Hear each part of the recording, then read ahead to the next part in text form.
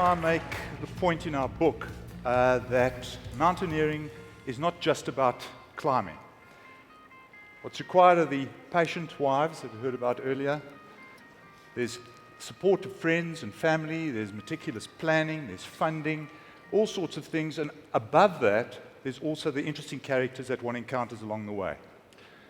The lowest of the 7 summits is Mount Kosciuszko, and when Vaughan and I summited this magnificent peak on one of our many expeditions, we got to the top and there was a little girl licking a lollipop and had big pigtails. So Vaughan nudged her out the way and told her to push off so it wouldn't mess up the summit photo.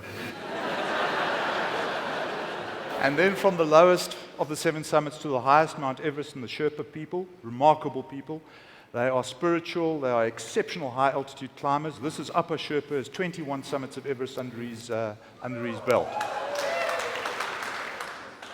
Also, to add to that, who always assist with these expeditions are the Everest porters, and these guys are not Sherpas, but from a lower caste tribe called the Rai, and carrying up to 60 kilograms each as they port in over a ton of gear for an average Everest expedition. And to complement that, these are our Kilimanjaro brothers. 40,000 to 60,000 Westerners climb Kilimanjaro every year. And I've cottoned on to the fact that these guys are running those 40,000 to 60,000 Western climbers like horses. They are gambling on us.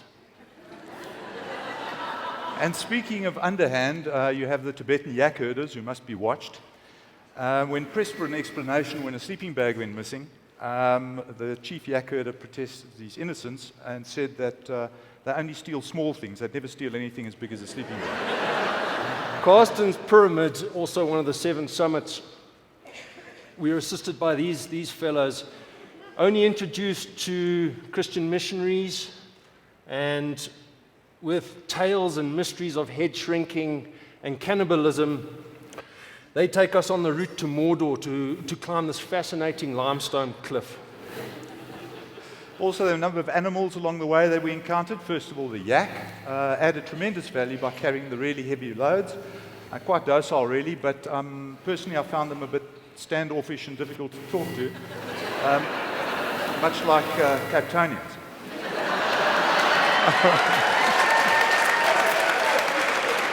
Then this was a stray that wandered into base camp, was adopted by a Texas billionaire by the name of Chris Balsiger, who was also attempting the summit. And the idea was for Shipton, as he was named, to go back to the States, live off the fat of the land in Texas, but ill-advisedly he broke into the American supply tent and hoovered down 30 boiled eggs, stuffed up his chances. This is Frikkie, the wild dog. He was the 8th member of the Everest team in 2010, fitted in well, wrote a regular blog, and developed quite a following. On our return, he was auctioned off for 125,000 Rand at a fundraiser that Sean and I organized for the wild dogs in the Kruger Park.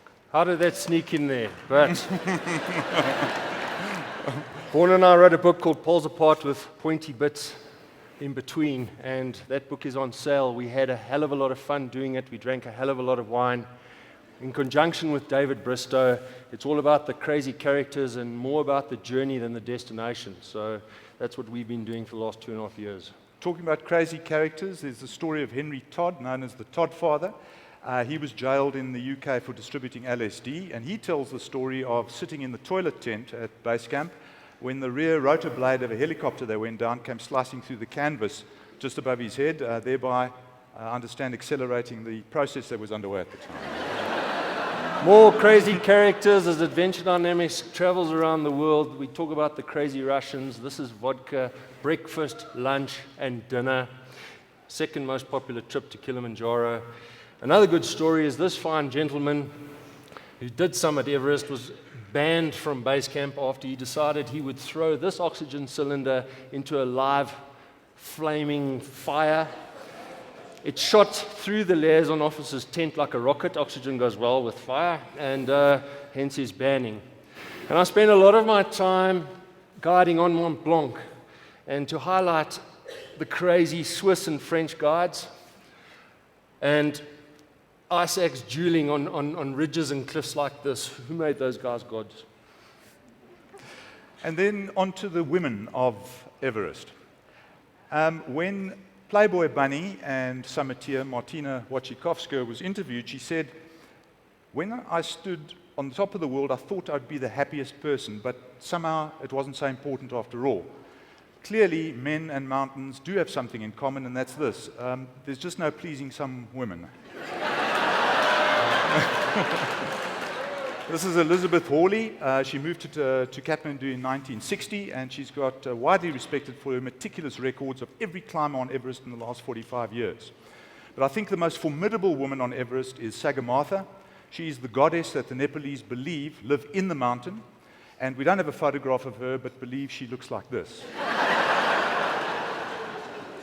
Before you set foot on Mount Everest, you are obliged to go through what they call a puja ceremony, whereby Sagarmatha is requested to bless the expedition, and there's a request by a Buddhist Lama for safe passage for the mountaineers.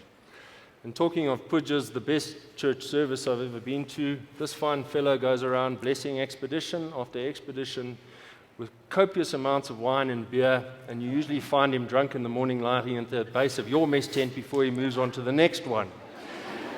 And while we were on the north ridge of Everest, I spent time sitting on that little rock next to Green Boots. Green Boots was an unfortunate fellow Indian police who faltered in 1996. He's been lying there for 18 years, and that is the famous Green Boots cave.